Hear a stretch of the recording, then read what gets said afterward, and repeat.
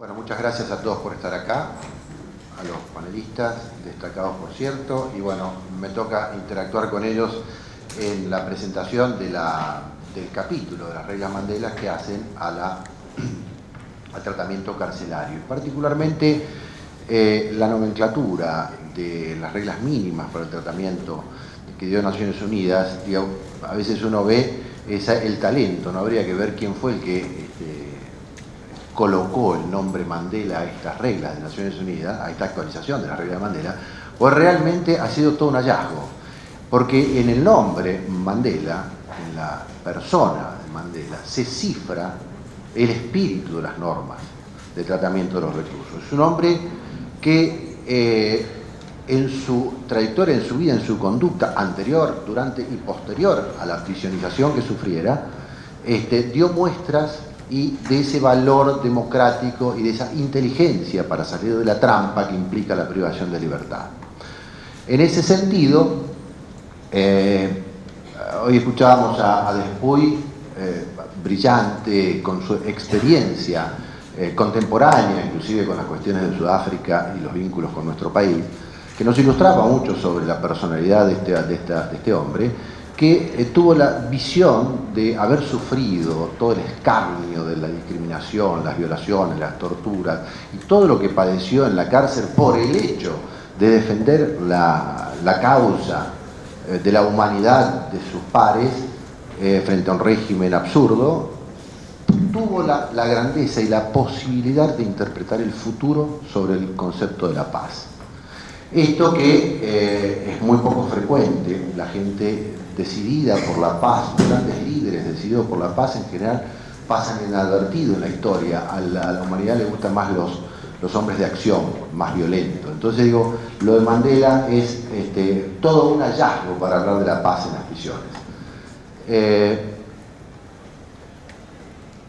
Frente a esta idea de la paz en las prisiones o de llevar tranquilidad y alivio a la persona detenida, yo repito acá cosas de Francisco Muñolo y también de Gustavo Hornos, a quien lo dice por supuesto mucho mejor esto, de que la paz dentro de las prisiones implica o augura la paz en la sociedad. La sociedad está muy violenta, cada vez más notoriamente violenta, y no hay duda de que el elemento carcelario es un ámbito donde prolifera la violencia y se ha vuelto a primitivizar el ser humano.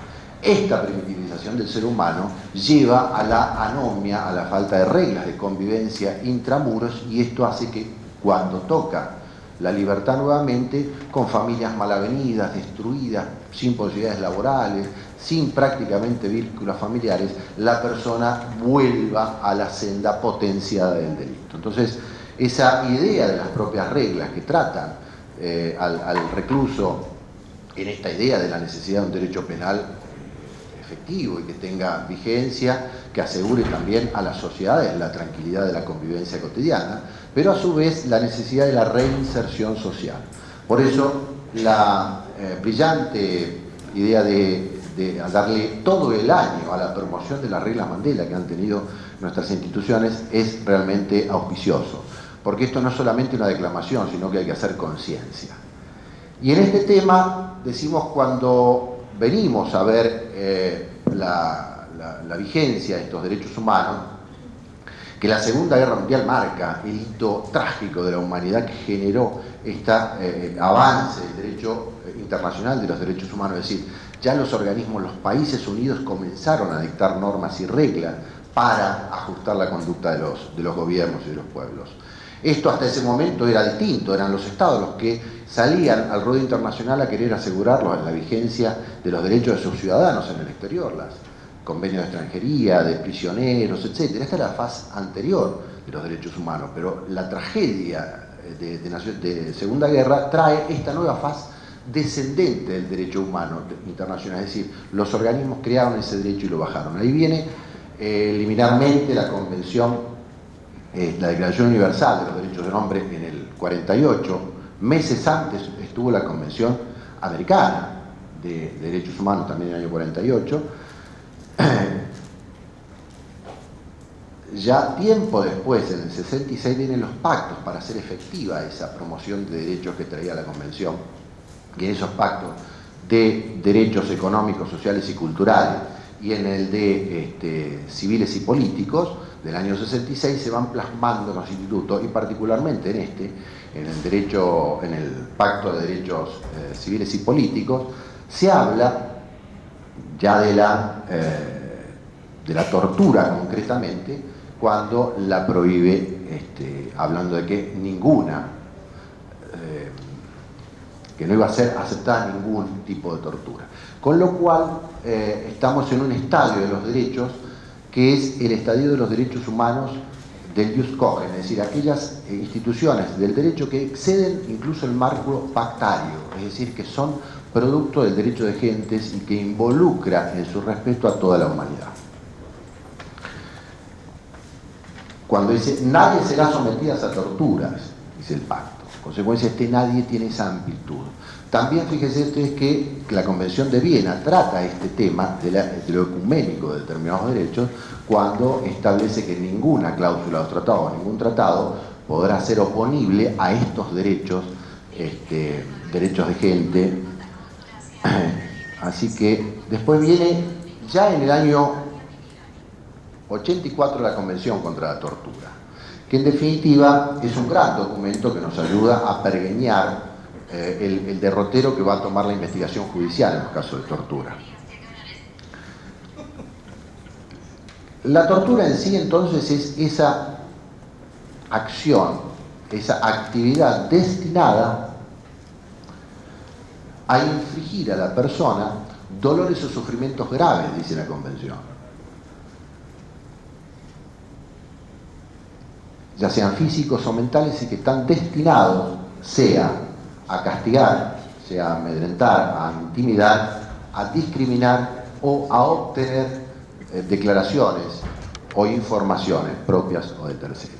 Esto es lo que protege la Convención. Por ahí nosotros, a los de nuestra historia, fundamentalmente esto de la declaración contra sí mismo, que viene del 18 de la Constitución Nacional, lo veíamos como práctica habitual de tortura para lograr la confesión o datos que incriminaran o que llevaran a progresar actividades represivas de nuestro medio.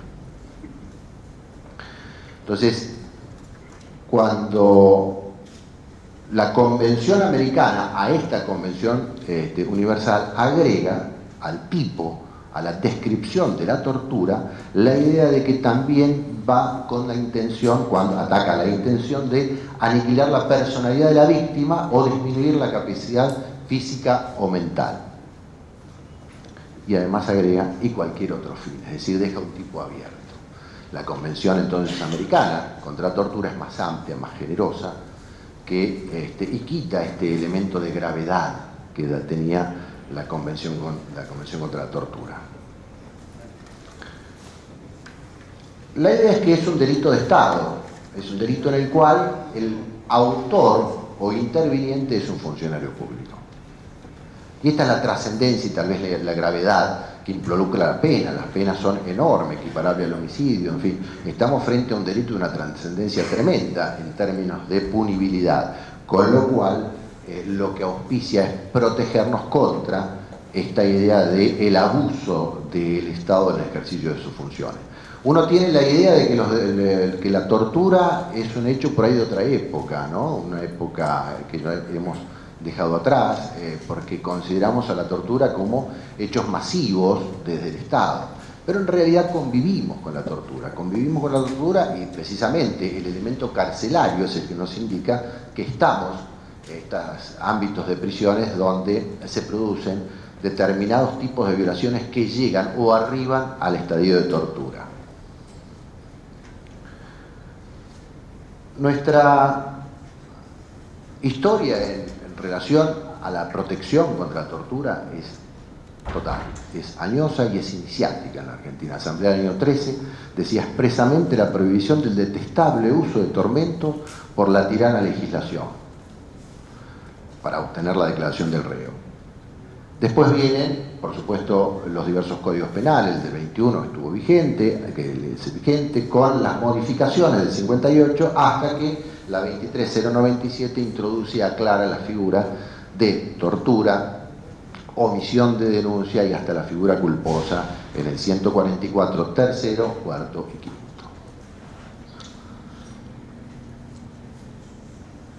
El tema nos viene, o sea, parecería que estamos bien, que tenemos una importante protección histórica, pero en términos del trialismo decimos tenemos normas, tenemos principios, o sea, tenemos el axioma por el cual esa norma está positivizada, pero no, la vigencia sociológica es el problema.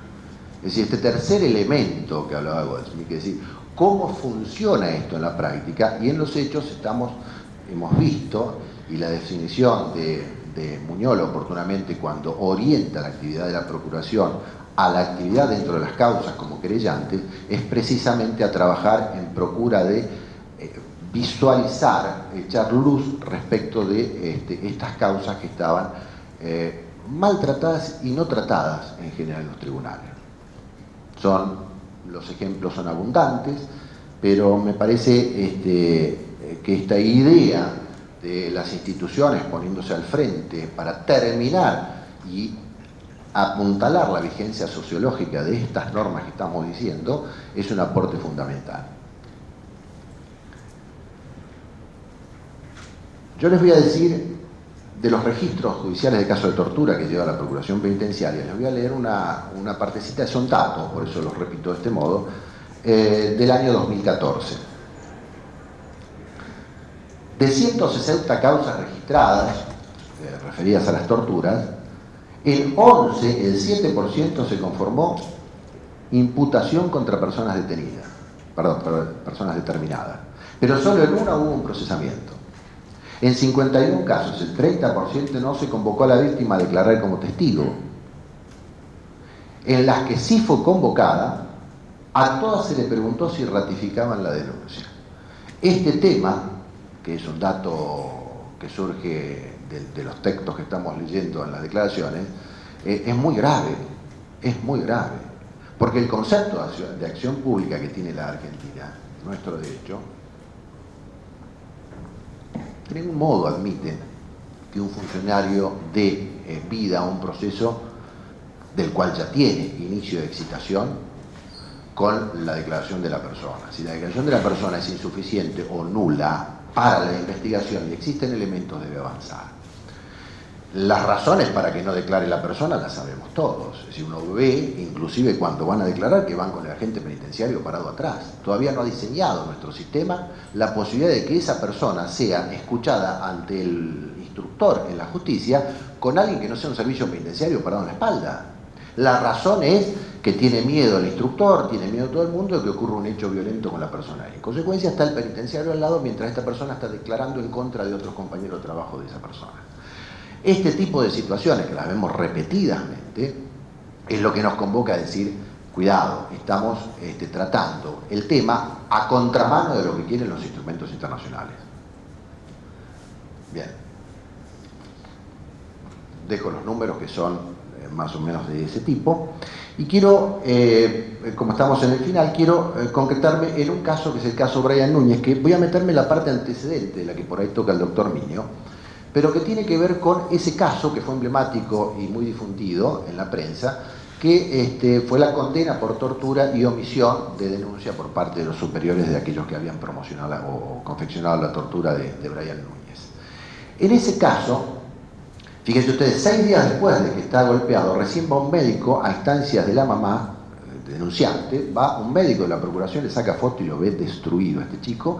Ahí arranca una investigación que se contrapone con un expediente instructivo del servicio penitenciario que era imputándolo a Brian Núñez de lesiones contra un oficial y además de autolesiones propias.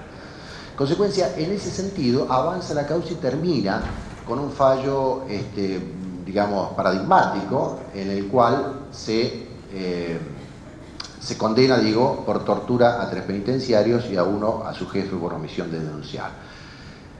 La cuestión fundamental, y lo que quiero dejar, abreviando todo, pero quiero dejar en esta casa, porque me parece que es el ámbito, es la justicia, pero también es la instrucción universitaria o la academia, que hemos tenido el testimonio de un señor médico, integrante del cuerpo médico forense, tal vez sea uno de los decanos, por su edad, que preguntado respecto de que él no veía ninguna cuestión de las fotos que se le mostraban de este chico destrozado a golpes y que lo había entrevistado en pericia a este chico, no encontraba muchos indicios de tortura. Preguntado que fue si él conocía el protocolo de Estambul, él dijo que sí, pero que él no le preguntaba a ninguna víctima qué le había pasado, no buscaba un relato de hecho ni nada, que él, es más, no lo hacía deliberadamente, no escuchaba a la persona a ver qué es lo que le había pasado.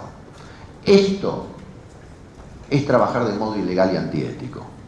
Y las universidades, porque esto hagan la encuesta ustedes con los médicos, ¿cuántos reciben esta instrucción a nivel universitario? Médicos, digo, en sus campos de ética, del respeto de las intervenciones que tengan con personas detenidas que se enfrenten a posibilidades de golpes o a la demostración de tortura. Hay una obligación, no solo del Estado, sino del profesional, de denunciar y echar luz en estas cuestiones. Por eso creo que el cuerpo médico forense tiene una deuda enorme con la investigación de estos casos. Creo que el oscurantismo que está ocurriendo en nuestras cárceles tiene que ver con operadores del sistema que hacen mal su trabajo. Por ejemplo, estos que únicamente atienden presos cuando se los llevan a sus escritorios ahí en Lavalle y Uruguay, o cuando están en la morgue, en la mesa de la morgue. No es otro el momento en que pueda haber preso. Entonces digo, si esta es la investigación, estamos incumpliendo con absolutamente todos los protocolos que indican la actuación médica. Entonces, y para finalizar, digo que auspiciosamente se está generando una nueva corriente en la justicia y que la hemos visto a partir de este fallo, digo, y con esto termino, donde Trapanesi, otro caso, este muchacho, en su declaración había sido golpeado en el año 2007, recién ahora fue el juicio, este muchacho dijo, no, ahora ya no me pegan tanto. Y esto me parece que tiene que ver con este activismo y echar luz y cambiar la conducta a partir de mostrar que también la justicia puede llegar a los estamentos del servicio penitenciario. Muchas gracias. Comienzo por agradecer a los organizadores de esta jornada en la que hemos participado en la apertura de las campañas de las reglas de Mandela y hoy, bueno, en este acto de clausura. Entiendo que ustedes han discutido, han visto, han estudiado estas reglas establecidas como estándares internacionales mínimos y en este sentido vamos a hacer ahora algunas observaciones. En principio, quiero decir que adherimos al homenaje que implica hacer la campaña de reglas de Mandela por el gran Nelson Mandela, que con su sacrificio de 27 años en prisión produjo verdaderos cambios en la situación en su país y en el mundo, en lo que hace a la dignidad humana, en lo que hace a la libertad, en lo que hace a la igualdad, es decir, en lo que hace a la paz, en Sudáfrica y en el mundo. Renovar, cambiar las instituciones, transformar positivamente las instituciones, quiero decirles hoy que veo mucha gente joven que es una tarea compleja, llena de resistencias, llena de mecanismos que se resisten a ser cambiados. Sobre todo cambiar estructuralmente las instituciones, sobre todo cuando lo que se procura hacer es un cambio cultural. Esto es una tarea particularmente difícil y es un poco lo que nosotros procuramos hacer desde este sistema. Veremos. El primer cambio que hay que hacer a nivel de instituciones judiciales es necesariamente recuperar la confianza en la justicia. Hace pocos días presentó un libro un grupo de juristas, entre los que está el reconocido convencional constituyente Antonio María Hernández, que se llamó justamente Argentina una sociedad anómica, término que recién escuchamos. Es decir, consistía en una encuesta de cultura constitucional, por el cual, bueno, como los números aburren, no voy a decir los porcentajes exactos, la gran mayoría de la gente no cree en la igualdad de la ley. La gran mayoría de la gente cree que la ley ampara a los poderosos. La mayoría de la gente desconoce el contenido específico de la Constitución Nacional, pero la gran mayoría reconoce la importancia fundamental de la Constitución Nacional. Es decir, nosotros pensamos que en el acceso a la justicia, en la igualdad ante la ley, en la claridad de los pronunciamientos judiciales, en la celeridad de los pronunciamientos judiciales, porque frente a las demoras y al tiempo que dura la justicia para cada uno de estos casos, a veces nos quedamos sin palabras. No hay palabras para describir o para dar las razones por las cuales una causa puede durar 15 años. Por ejemplo, hoy tuvimos también, siempre me pasa lo mismo, una audiencia oral en la cual la causa tenía 12 años y era una cuestión muy menor, una cuestión de propiedad intelectual. Y la base de esta definición para devolver la confianza de la sociedad en la justicia, porque la sociedad, como vemos, no cree en la justicia, pero cada vez reclama y demanda más poder judicial y más actividad judicial. Y demanda y reclama conocer no ya las formas judiciales, sino el contenido de las sentencias. Le gusta discutir el contenido de las sentencias. El derecho penal está en el centro de la escena y la Constitución Nacional está en el centro de la escena. La gente discute qué es constitucional y qué no. Aunque, como vemos, la mayoría desconoce el contenido específico de la Constitución Nacional, lo intuye y sabe la importancia que tiene la Constitución Nacional. Y sabe que nadie debe estar por encima de la ley. En esto está en juego no solo la actividad judicial, sino el futuro de la democracia. La sociedad, bien se dijo aquí, es violenta y necesariamente nosotros pensamos que las personas privadas de su libertad forman parte de la comunidad, es decir, no están afuera de la comunidad. Porque esto de la reinserción pareciera que da la sensación de que están afuera de la comunidad a la que van a volver. Nosotros pensamos que forman parte de la comunidad, necesariamente una parte especial, un grupo especial, que además es más vulnerable por estar privado de su libertad. Entonces lo que nos proponemos es, lo que yo les propongo a los más jóvenes es, como primera medida, el pueblo es el juez de los jueces. Si el pueblo no cree y no confía en la justicia tiene que hacerse cargo y cambiar. Tenemos que producir cambios y tenemos que mejorar. Vemos que los cambios son difíciles porque existe mucha resistencia, dificultades para la adaptación. Nosotros tenemos que ir. Recién se hablaba como el ejemplo de que la persona no podía declarar frente al instructor. Pues yo le digo, no debe declarar frente al instructor, debe declarar frente al juez. No tiene nada más importante que hacer el juez que atender a la persona privada de su libertad. Debemos salir de la burocracia, debemos salir del secretismo y debemos salir de la negación. El problema está y hay que resolverlo, hay que asumirlo y resolverlo. Tenemos que hacernos cargo, adaptarnos a estos desafíos, acercarnos a la realidad y acercarnos a las personas, entre las cuales están los privados de su libertad. Esto no es un ejercicio teórico, no es una posición teórica, esto es la realidad social argentina actual. Los jueces deben acercarse a la realidad, a las víctimas, a los victimarios, deben tomar contacto directo, inmediación, oralidad, publicidad. Basta de secreto, basta de cláusulas cerradas que ni siquiera nosotros llegamos a entender de todo qué significa, basta de frases en alemán y en latín que no sabemos bien qué significa. Hablemos claro, claridad, para que la gente comprenda la resolución del juez. En lo que hace al tema de la ejecución penal, ya es hora de ingresar directamente en el tema, hemos sostenido desde siempre que el control judicial más amplio y efectivo debe darse en dos planos, es decir, en el plano jurisdiccional, todo lo que hace a la progresividad es judicial, todo lo que hace a las posibilidades de recurrir las sanciones, todo lo que hace, bueno, por supuesto, los habeas corpus, en la cual nosotros reivindicamos como una gran herramienta para que tenga otra vez el gran efecto que tuvo en la historia de la humanidad. Esto hoy en día parece anacrónico, sin embargo, pocos años atrás se discutía si la ejecución penal era de carácter administrativo o era judicial. Hoy en día es una cuestión absolutamente indiscutida, es judicial, aunque también ofrece resistencias al trámite de las causas, a la celeridad de las causas. Hay quienes las tramitan de manera lenta para que siempre se declaren abstracta la cuestión, y esto piensan que están en mucho oficio judicial. Esto es no hacerse cargo y negar los problemas. El problema está y hay que resolverlo. Pero hoy venimos a hablarle de otro acercamiento a la realidad que hemos hecho ya hace unos 4 años, es decir, en el año 2013. Desde la presidencia de la Cámara Federal de Casación Penal pensamos en hacer algo que podríamos definir como una alianza entre las instituciones gubernamentales y la sociedad civil para controlar lo que sucede dentro de las cárceles. De esta manera nos propusimos sobre el valor, el reconocimiento del valor persona humana a las personas privadas de su libertad como base conformativa y con el objeto de proteger los derechos humanos de las personas privadas de su libertad de la manera más efectiva posible, conformar una especie de alianza que es el Sistema Interinstitucional de Control de Cárceles, conformado por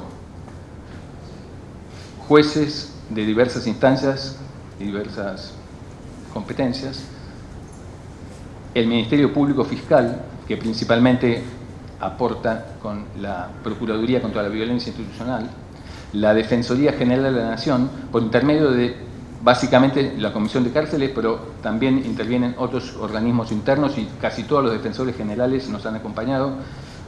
Saludo a todos aquí, los miembros que nos han acompañado en muchos días, tardes y hasta noches en las cárceles, y hemos pasado juntos momentos difíciles, porque ahora veremos que frente a las situaciones críticas, lo que hacemos es quedarnos hasta que se solucione en el momento.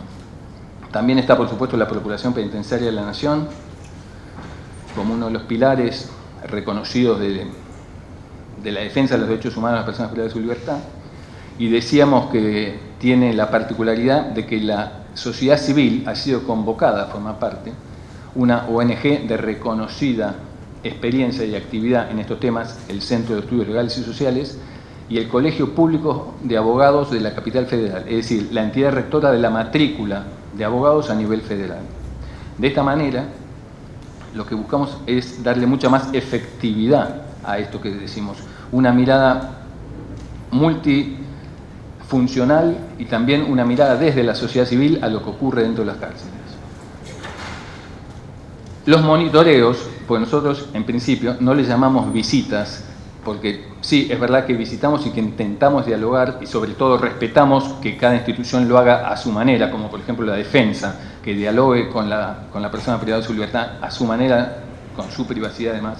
Pero lo que nosotros hacemos son monitoreos, es decir, son inspecciones carcelarias y las hacemos desde el poder, las hacemos a fondo. Abrimos sectores que nunca se habían abierto y lo hicimos con una proyección estratégica, es decir, hemos recorrido todo el territorio nacional con un concepto de lugar de detención amplio. No solamente se trata del Servicio Penitenciario Federal, ni siquiera solamente de los servicios penitenciarios provinciales, que también hemos visitado con absoluto respeto por las autoridades provinciales. En general concurrimos sin previo aviso y vamos al Tribunal Superior de Justicia de las Provincias, donde nos presentamos y le explicamos quiénes somos y qué vamos a hacer allí. Pero hemos recorrido también destacamentos de gendarmería, destacamentos de prefectura, comisarías federales, comisarías provinciales, es decir, con un concepto de lugar de detención amplio. Allí donde hay una persona detenida, allí es donde nosotros queremos controlar cuál es su situación y por qué está allí y cómo está allí. Y los ejes que controlamos son básicamente lo que ustedes han venido viendo en estas jornadas, es decir, los estándares internacionales que nos han dado las reglas mínimas, ahora llamadas reglas de Mandela. Muy bien. Pensamos que la protección más trascendente y más eficaz que se puede dar a una persona privada de su libertad es el acceso en forma inmediata, directa, presencial al sistema de justicia, básicamente a un juez. No necesariamente se trata, el juez de la causa debe, por supuesto, seguir. Nosotros en esto, ya veremos, o vamos a ver ahora mismo, que hemos hecho una convocatoria a la totalidad de los miembros del Poder Judicial, a la totalidad, de los miembros del Ministerio Público Fiscal, firmado por la Procuradora General, del Ministerio Público de la Defensa, firmado por la Defensora General, lo cual son resoluciones que tienen casi un carácter de convocatoria, en el sentido jerárquico, recomendaciones, de intervenir y de presenciar. Porque a lo largo del país nos hemos encontrado en general con posiciones muy diferentes acerca de esto, y mucha resistencia a ir a la cárcel. No están todos de acuerdo con ir a la cárcel, los jueces no están todos de acuerdo con ir a la cárcel, los fiscales no están... y por eso es que procuramos un cambio cultural. Y por eso que empecé diciendo que lograr un cambio en las estructuras y en las instituciones es difícil. Sin embargo, nosotros pensamos que se puede. Yo en particular pienso que ustedes lo van a poder hacer, que son más jóvenes en general que yo. Yo pienso que esto es posible. Y como ya me están pasando el papel, quiero decirle que así como nos hemos proyectado a todo el país desde el punto de vista geográfico, también nos hemos proyectado a sectores que no habían sido monitoreados. Es decir, por ejemplo, los institutos de niños, niñas y adolescentes. Veníamos reflexionando en el sistema si era posible concurrir o no cómo respetar el interés superior del niño, quién representaba la voluntad del niño, etc.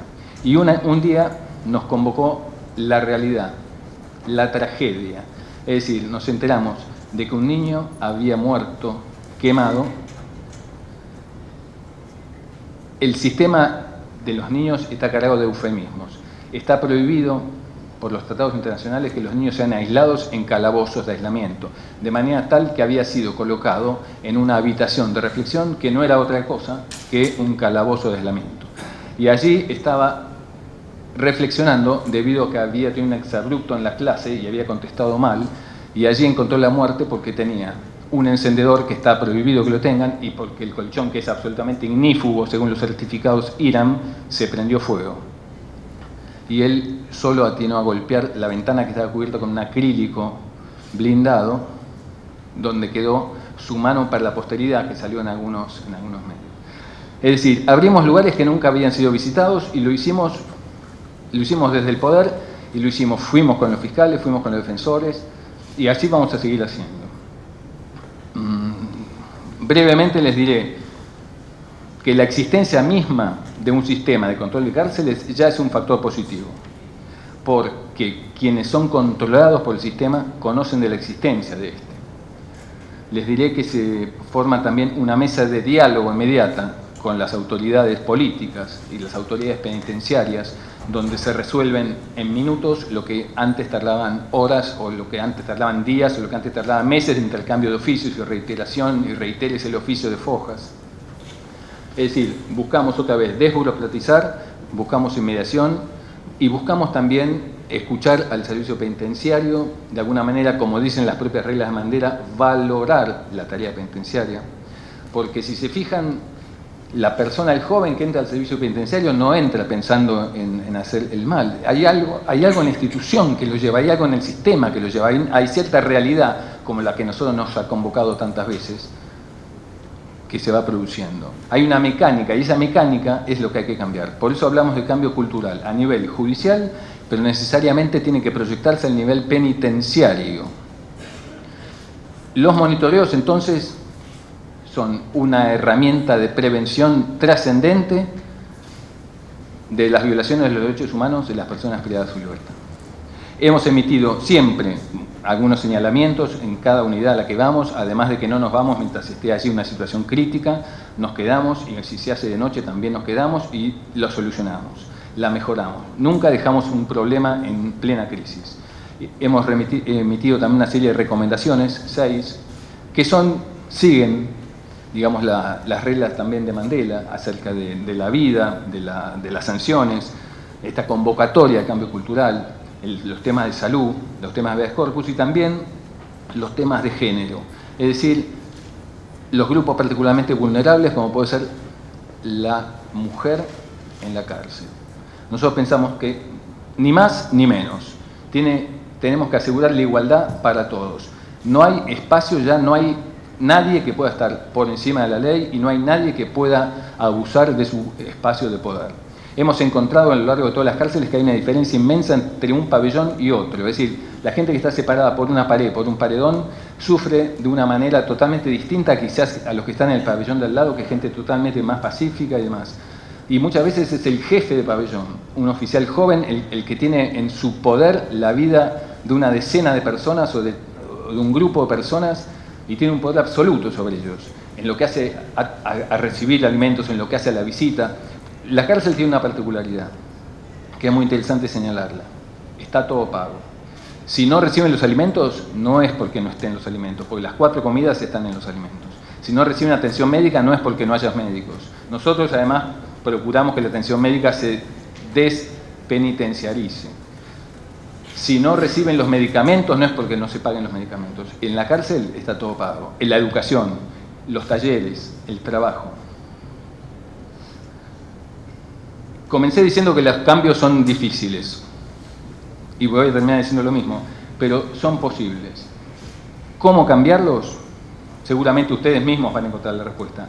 Yo les digo que para cambiar hay que hacerlo con más compromiso, con mayor servicio y con más lucha para un país mejor para todos. Gracias. Realmente debo agradecer el hecho de haberme invitado a participar aquí, además de incluirme en un panel tan destacado, y no puedo menos que manifestar mi alegría al ver este auditorio prácticamente colmado y mayoritariamente con gente joven, porque estamos tratando de un tema que es el tema de la humanización de un cierto subsistema dentro del sistema social general. Y humanizando ese sistema tan defectuoso hasta la actualidad, recuperaremos nosotros la dignidad perdida si aceptamos, por comisión o por omisión, que este estado de cosas permanezca.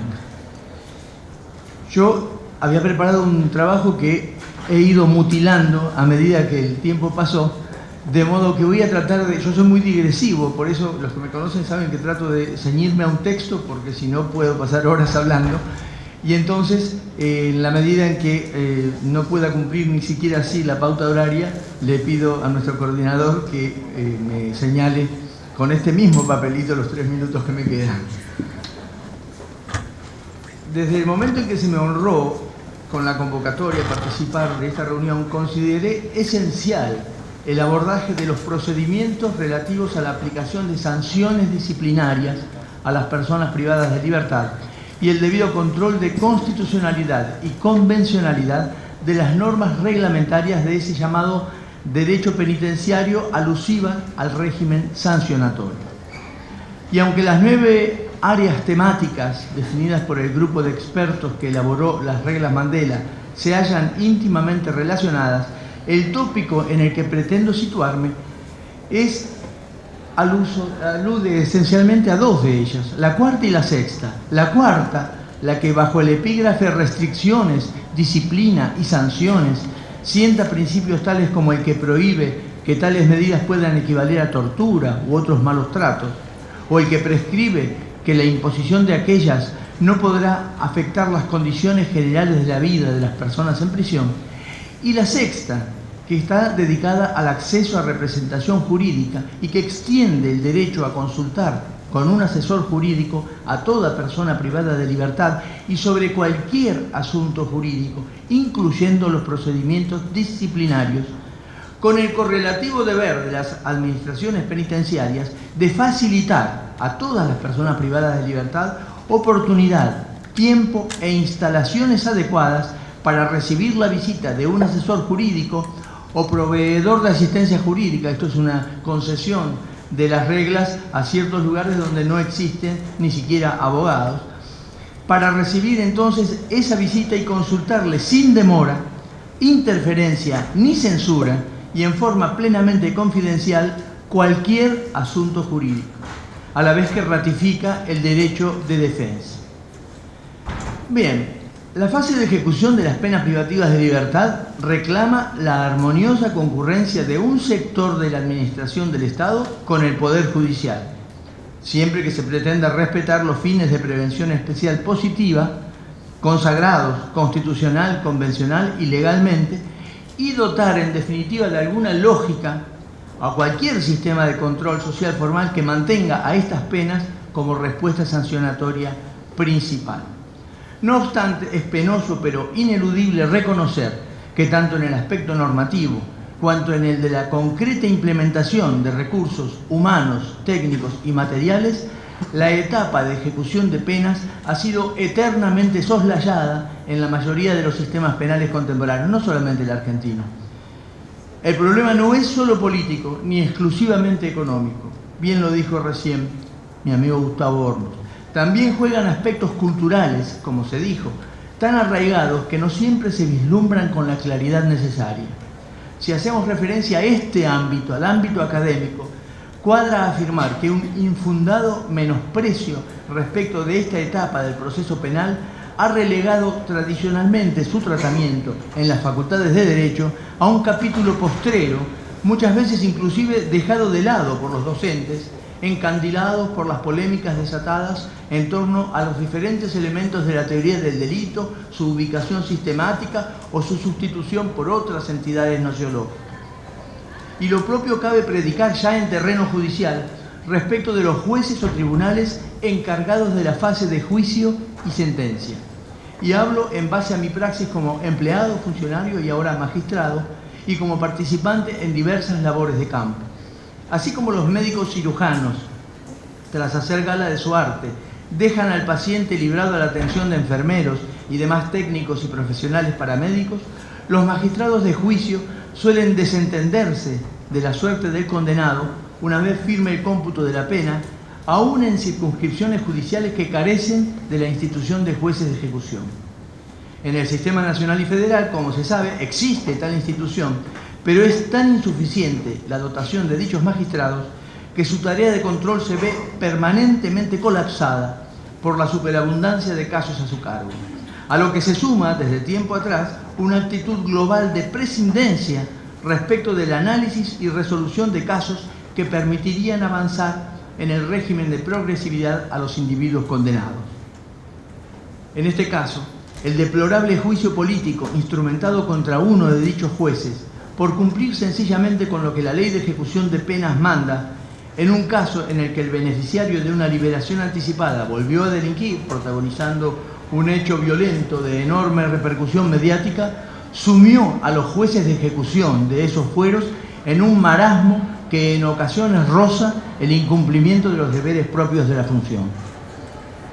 Valga añadir que no es diferente la situación de cara a los individuos sometidos a proceso, que aguardan encarcelados su juzgamiento debido a una medida de cautela personal. El indeseable fenómeno de los presos sin condena, del abuso de la prisión preventiva, mal endémico de la inmensa mayoría de los países de nuestro continente, como se ha podido acreditar en numerosas tareas de campo, convierte a esa privación de libertad ambulatoria en una auténtica condena que, para colmo de males, es cursada por quienes la padecen sin mayor supervisión judicial. Es moneda corriente el auto que con burocrática displicencia desoye cualquier novedad relativa a sanciones impuestas a un imputado detenido, clausurando toda hipotética actuación judicial con un por recibido, agréguese y téngase presente. Por tanto, aunque concentremos la atención en el régimen atinente a los sujetos condenados, buena parte de lo que digamos es aplicable a los meros imputados privados de libertad. Como dijo Luigi Ferraioli en su monumental Derecho y Razón, el carácter de pena anticipada de la prisión preventiva es la medida de defensa social más eficaz, por supuesto, dicho con ironía por el profesor de Camerino, toda vez que primero se castiga y después se procesa, o mejor, se castiga procesando. En nuestro país, como es sabido, el principal instrumento legal destinado a regular la ejecución de la pena privativa de libertad es la Ley 24.660 y hacen parte de su normativa el Reglamento de Disciplina para los Internos, Decreto 18/97, y el Reglamento de las Modalidades Básicas de Ejecución, Decreto 396/91. Todo lo relativo al cumplimiento de la pena está virtualmente contenido en ese texto legal y en sus dos complementos reglamentarios, incluidos las materias que aquí nos interesan especialmente: el régimen disciplinario, con su poderosa proyección en el régimen de ejecución penal, y está muy escuetamente expuesta el rol de contralor jurisdiccional en dicho régimen. Vale recordar que, tal como lo señala el artículo 229 de ese texto, tal ley es complementaria del Código Penal, sin perjuicio de lo cual algunas provincias la han incorporado expresamente y otras, como la provincia de Buenos Aires, han hecho una sanción de legislación propia, pero subsidiariamente también se aplica la 24.660. Pues bien, como es también harto sabido, la Ley de Ejecución de las Penas Privativas de Libertad estatuye un régimen progresivo de ejecución de dichas penas, otorgando al sujeto condenado la posibilidad de lograr que las condiciones de su encarcelamiento y las previsiones y restricciones a sus derechos se atenúen progresivamente durante el lapso de cumplimiento de la condena. Como ha señalado acertadamente la doctrina, ese régimen es el único compatible con la finalidad declarada de las penas privativas de libertad. O sea, parafraseando el artículo primero de la propia Ley 24.660, la reinserción social del sujeto condenado, más allá de que también, aunque raye en la utopía, hay otra finalidad, que es la de promover la comprensión y el apoyo de la sociedad.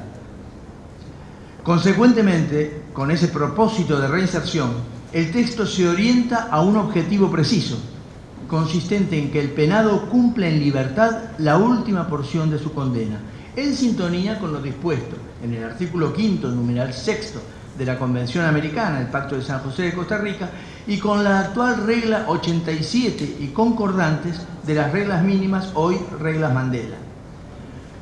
En relación con el régimen de progresividad, conforme lo establecido en los artículos 6, 12 y siguientes de la 24660 y de los artículos 1 al 26 del Reglamento de Modalidades Básicas de la Ejecución, los periodos son observación, tratamiento y prueba. El segundo, el de tratamiento, tiene fases: socialización, consolidación, confianza, y el tercero, 4, incorporación del interno a un establecimiento abierto o a una sección basada en autodisciplina, posibilidad de obtener salidas transitorias, incorporación al régimen de semilibertad y finalmente libertad condicional. Ese es el juego de ideas que informa el fin de la prevención especial positiva, derivado del texto del artículo 18 de la Constitución Nacional, en cuanto destierra al castigo como finalidad del encarcelamiento, y corroborado tanto por el artículo 5, numeral 6, ya mencionado del Pacto de San José de Costa Rica, como por el artículo 10, numeral 3 del Pacto Internacional de Derechos Civiles y Políticos de la ONU.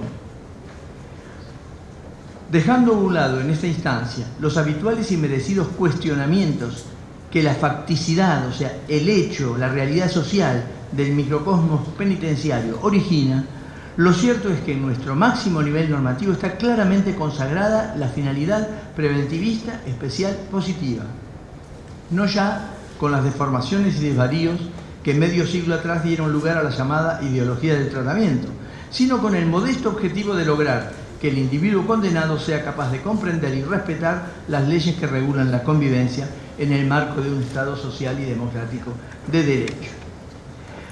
Volviendo entonces al continuo representado por el régimen de progresividad, el primero de los 3 periodos que lo conforman, el de la observación, consiste en el estudio médico, psicológico y social del interno y la formulación de un diagnóstico y pronóstico criminológico. Si atendemos al juego armónico de los artículos 13 de la Ley de Ejecución y 7 del Reglamento de Modalidades Básicas de Ejecución, tal etapa, la de observación, comienza con la recepción del testimonio de sentencia y del cómputo y no puede exceder de 30 días contados a partir de aquella recepción. Y a partir de entonces, vale decir cuando se ingresa en el periodo de tratamiento, cada avance o retroceso dependerá en buena medida de la interacción entre el interno y el personal del instituto en el que le corresponda sobrellevar su encierro. No cabe duda acerca de que cada paso de avance o retroceso en ese largo y sinuoso camino hacia el autogobierno del penado dependerá en gran medida de la decisión del funcionario administrativo de turno. Adoptando una visión formal y esquemática, cabría ver con buenos ojos que una materia ejecutiva por esencia, como la relativa a la fiscalización del cumplimiento de las reglas de conducta a observar en prisión, quede en manos de los miembros de un poder del Estado diferente a aquel que ha dispuesto su condena. Mas, contemplando con amplitud el panorama, es claro que los diversos períodos y fases que acabamos de reseñar tienen fundamental incidencia en la propia forma en que se cumple una pena privativa de libertad, a punto tal que las decisiones que se adopten a lo largo de ese continuo del régimen de progresividad, determinando, como digo, avances o retrocesos en la situación del interno, incide tanto cualitativa como cuantitativamente en la duración y en las condiciones de su forzado encierro. Luego, luce necesario que exista un contralor jurisdiccional sobre la acción directa de los funcionarios penitenciarios de cualquier jerarquía. A nadie escapa, por evidente, la diferencia que existe entre cualquier modalidad de tratamiento intramuros y cualquiera otra que posibilite al individuo reencontrarse, así sea restringida y condicionadamente, con el medio libre.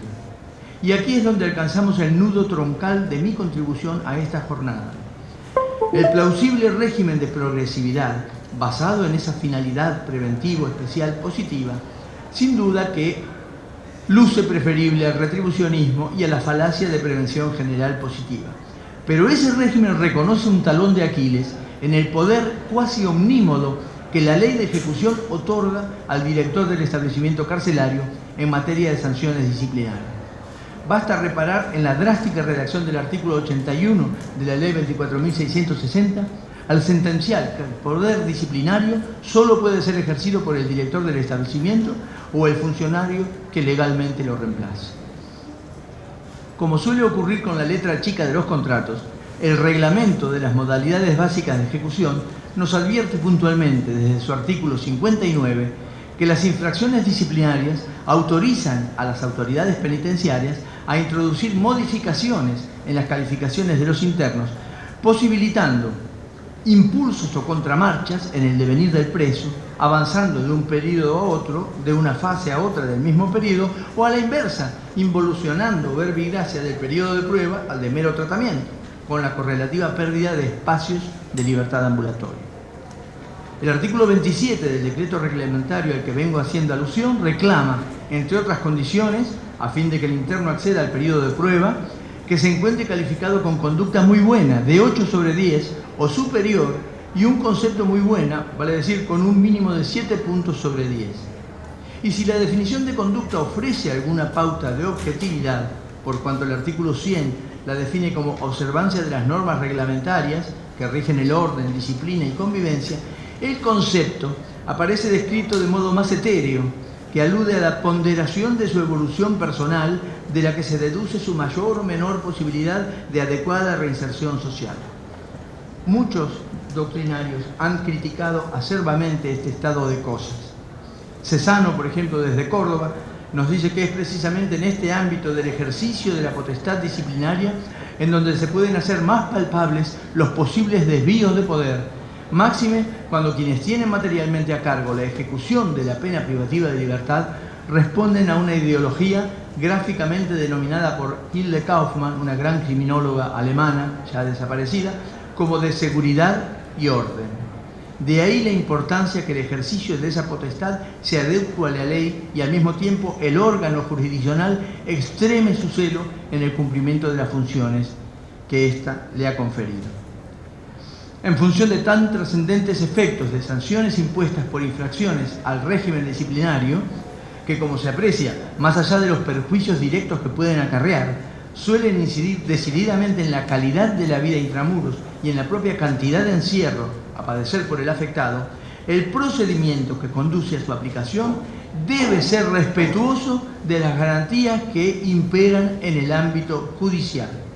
Más allá del control judicial del régimen de sanciones disciplinarias, de lo que se trata, porque eso viene después, el control judicial, y podremos nosotros decir una u otra cosa, pero de lo que se trata es de que en el propio procedimiento disciplinario se sea respetuoso de las garantías que imperan en el ámbito judicial, en el propio ámbito penitenciario, en el que se den cita los elementos básicos del debido proceso.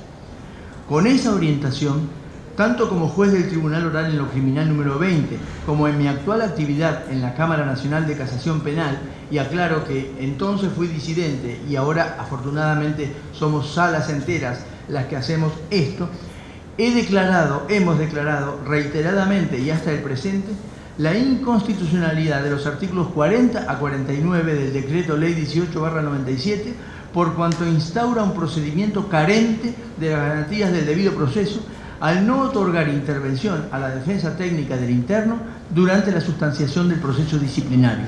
Cierto es que en más de un caso las autoridades penitenciarias han sabido readecuarse y han colocado la posibilidad de esa instancia de intervención de la defensa técnica.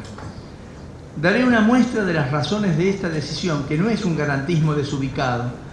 Si bien el artículo 91 de la ley 24.660 dispone que el interno debe ser informado de la infracción que se le imputa, tener oportunidad de presentar descargo y ofrecer pruebas, y el artículo 8 del propio decreto 18/97 reconoce el ejercicio del derecho de defensa, los artículos 40 y 44, para tomar solamente este ejemplo, prácticamente desbaratan esa loable afirmación genérica. El primero prevé que en el plazo máximo de un día el sumariante notifique al imputado la infracción que se le dirige, los cargos existentes y los derechos que le asisten. y en ese mismo acto el interno debe ofrecer su descargo, las pruebas que considere oportunas, labrándose un acta de todo esto. Y el artículo 44 dispone que, recibido el expediente disciplinario, el director recibirá de inmediato al interno en audiencia individual y dictará la resolución del caso. Se trata, señores y señoras, de tener presente, como lo ha hecho nuestra Corte Suprema en el fallo Deci, relevando un célebre voto del juez Douglas en la Suprema Corte estadounidense, que los prisioneros son personas titulares de todos los derechos constitucionales, salvo aquellas libertades que hayan sido constitucionalmente restringidas por procedimientos que satisfagan todos los requerimientos del debido proceso, y atender a la admonición que la propia Corte ha vertido en el precedente Romero Cacharane, apostrofando que la justicia no puede detenerse a las puertas de las cárceles. No puede sustentarse en razones de urgencia y necesidad la privación de una defensa técnica que asesore y acompañe al interno imputado, controle la prueba de cargo y pueda alegar al respecto. Ni puede reivindicarse como factor de judicialización suficiente el control judicial posterior a la imposición de una sanción sin haberse contado con una defensa técnica eficaz. Claro está que la ley argentina favorece ese control judicial de la etapa de ejecución penal. Claro que sí. El artículo 493 del Código Procesal Penal de la Nación nos lleva a esa toma de posición con vastas competencias asignadas al juez de ejecución, que por lo que dije en un principio, lamentablemente está bastante alicaído en cuanto a su misión de contralor jurisprudencial. Todo está muy bien. El artículo 96, que garantiza específicamente la intervención judicial en el régimen de sanciones impuestas, pero ello no implica desconocer el derecho de defensa durante el procedimiento disciplinario. Es menester recordar que la Comisión Interamericana lleva dicho que la garantía del derecho de defensa figura entre los elementos esenciales del debido proceso, incluso en el marco de un proceso sancionatorio, en el informe 49/99 relativo al caso River-Star versus México.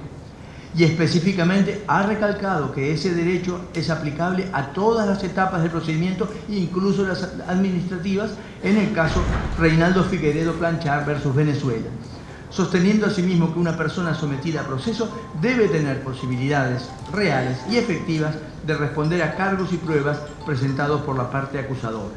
Y por su parte, la Corte Interamericana de Derechos Humanos ha establecido en la opinión consultiva 9/87 que las garantías judiciales deben respetarse en el procedimiento administrativo y en cualquier otro trámite cuya decisión pueda afectar los derechos de las personas. Y también lo ha señalado la propia Corte Interamericana en Baena versus Panamá, del 2 de febrero de 2001, que en cualquier materia, inclusive en la laboral y la administrativa, la discrecionalidad de la administración tiene un límite infranqueable, que es el respeto a los derechos humanos, por los que no puede aplicarse sanciones sin respetar las garantías del debido proceso. En el mismo tenor, la imposibilidad de controvertir la prueba ya había llevado a ese máximo tribunal, en Castillo Petrucci y otros versus Perú, del 99, que resulta incompatible con los tratados de derechos humanos frustrar un procedimiento contradictorio impidiendo a una parte ofrecer prueba de descargo, y que una persona sometida a proceso debe tener posibilidades reales y efectivas de responder a los cargos y pruebas presentados por la parte acusadora. Como lo afirma nuestro Rubén Alderete Lobo, para la materialización de una judicialización plena de la ejecución penal es indispensable la instauración en esta etapa de un procedimiento oral y público, al menos para la resolución de cuestiones con consecuencias directas en la pena o en su aspecto cualitativo.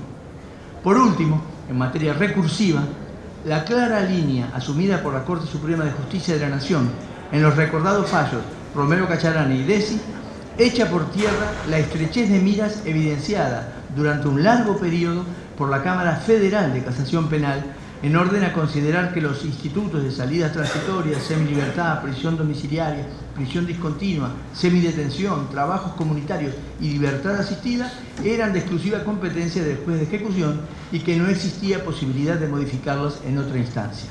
Me complace compartir esta mesa con el doctor Hornos, pionero en suscribir votos que revirtieron esa concepción. A partir del precedente de la Corte Interamericana en el célebre caso Herrera Ulloa versus Costa Rica y del informe 5/97 en el caso Juan Carlos Abella versus Argentina, Aquella mezquina visión ha caído bajo el axioma que señala que el artículo 8, numeral 2, literal H, de la Convención Americana sobre Derechos Humanos exige en todos los casos una instancia de revisión integral. Nada más y muchas gracias.